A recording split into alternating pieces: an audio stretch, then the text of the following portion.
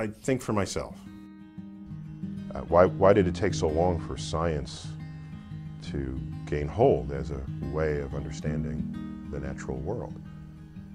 It must be because our brain isn't wired scientifically. Otherwise, it would have been the first way we've ever imagined to understand the world, rather than inventing goblins and demons. And I mean, just look at the history of human culture and the stuff we invented just to account for what's around us. I don't even care if someone wants to say, you don't understand that, God did it. That doesn't even bother me. What would bother me is if you were so content in that answer that you no longer had curiosity to learn how it happened. If the day you stop looking because you're content God did it, I don't need you in the lab. You're useless on the frontier of understanding the nature of the world. And if the world had been, if I'm glad whoever those folks are, there aren't that many of them. Because if they dominated the world, we'd still be in the cave. We would have never left the cave. Because there are mysterious things out there, and no, God is doing that, and you don't need to know that, and don't even think about it. Where would we be if their understanding of the world ruled the world? So I don't mind it, but just don't prevent others from conducting that investigation themselves. Because you think you're going to have an eternity in which you can talk to Mozart and Schopenhauer on a cloud and learn stuff and, you know, really get to grips with knowledge and understanding.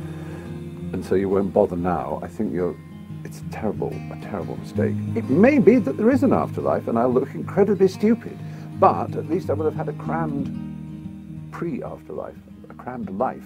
So to me, the most important thing is, you know, as Kipling put it, you know, to fill every 60 seconds with, no, what is it? To fill every unforgiving minute with 60 seconds worth of distance run, you know, absolutely. So that's all I'm saying, I suppose, is that there's no point wasting time.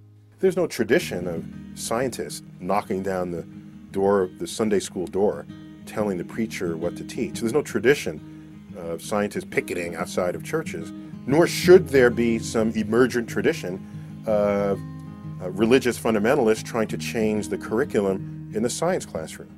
I don't have the time, the interest, the energy to do any of that. I'm a scientist, I'm an educator.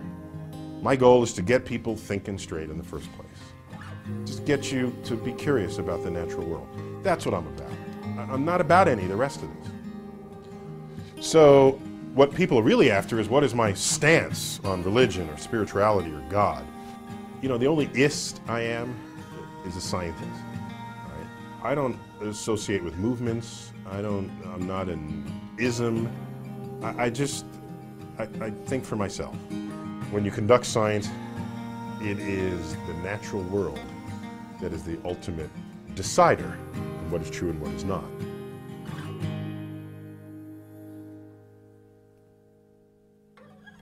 Science is a relatively late-coming conduct of cultures and of the human mind. So science is something to be proud of. It allows us to understand the world in spite of ourselves.